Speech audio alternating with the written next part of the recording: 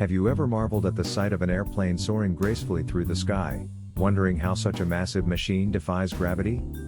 The secret lies in its wings, masterpieces of engineering that make flight possible. By understanding how wings generate lift, we unlock the science behind one of humanity's greatest achievements. The fundamental principle at work is Bernoulli's principle, which explains how varying air pressure above and below the wings allows the aircraft to lift off. As air moves faster over the curved upper surface and slower beneath the flat underside, the resulting pressure difference propels the airplane upward.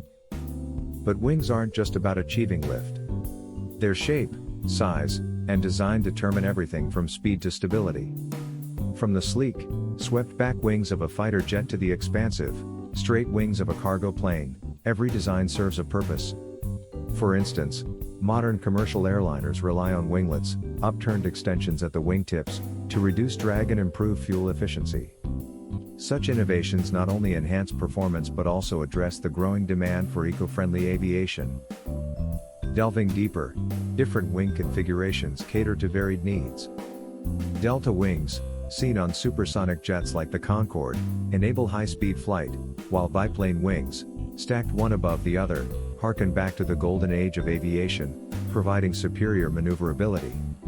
Even the placement of the wings, whether high-winged for stability or low-winged for aerodynamics, affects an airplane's functionality.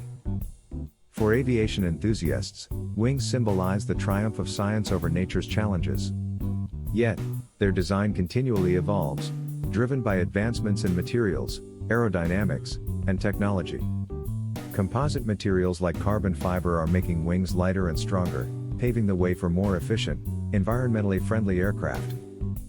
These silent, unassuming structures are the unsung heroes of flight, blending art, science, and technology to connect our world.